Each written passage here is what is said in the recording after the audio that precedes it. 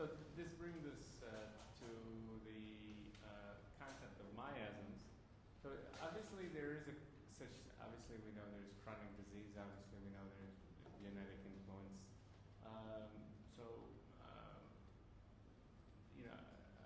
Hahnemann came up with, three miasms. So the idea of miasms, my question is, how useful is this in actual practice? Practice to have that? Personally, I don't think it's very useful. Much of it. I wrote about it. It's in the interview part 2 from the people from Germany. It's called homeopathy is a natural science, pure natural science, something like this. I can show you on the web. Let me see. I'll show you so I don't forget where it is. We'll wait till the things refresh itself.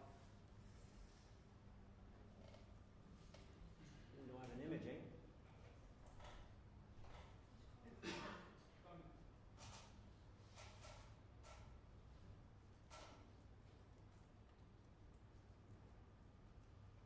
Okay, very good. So the answer to the miasm and so on, I think I did a very comprehensive answer. If you go to the website homeopathy.ca, you go in the section article, you'll say list all article, and you go down, it will be this one. It says homeopathy is a natural science in its pure sense.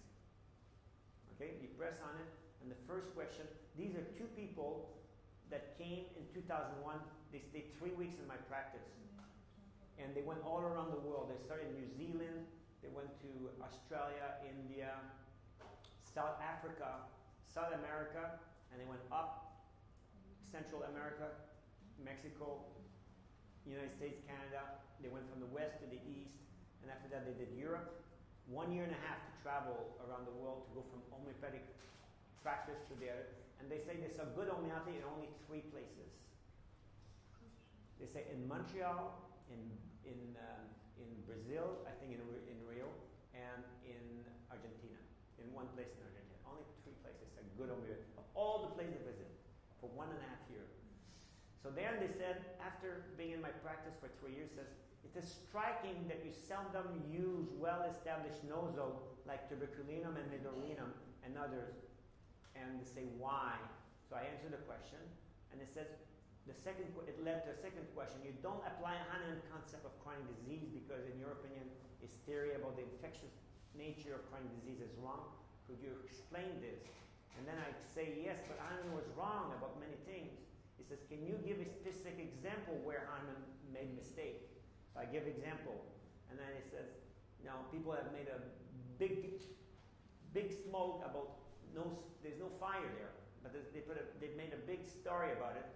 And he says, could you give example of the big distortion of reality and the caricature there? And I say, yeah, you can read. I won't go too much into it, but you can read about it. So there's a few questions on that subject. You can read it. That's probably the best answer I can give you. But you have to understand that for Hahnemann, it's an acquired infectious disease that is based on syphilis. And with syphilis, you have somebody is infected. There's a contact. At the point of contact, there's a transmission of the virus, right? And then there's a prodrome. Nothing happens.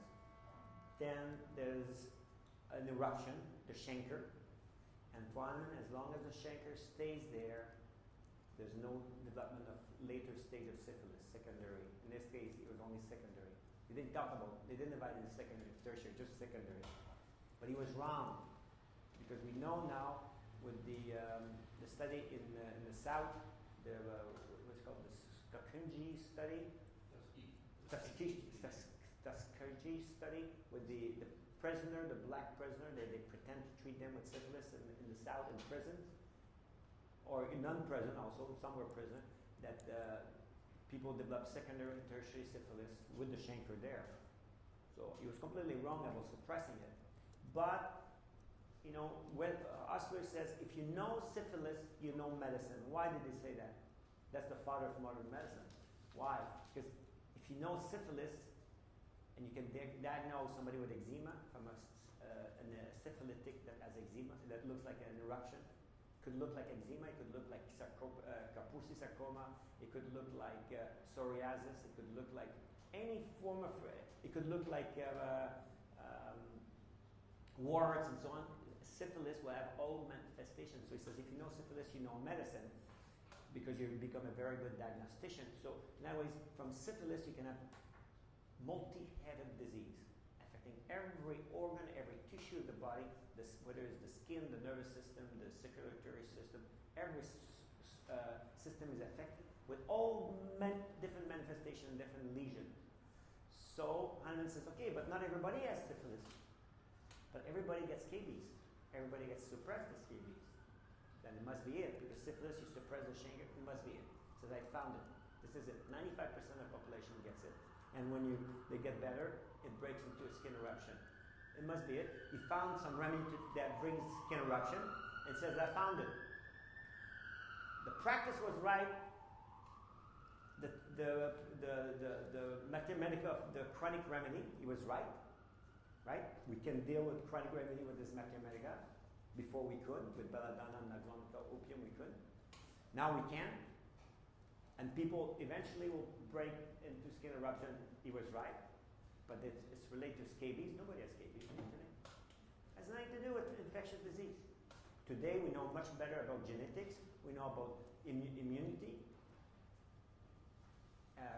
So we can see now it's not something acquired. It's something that was it's in your genes. It's your genetic expression. It's a completely different background. Game. So here you can put the miasm in the garbage.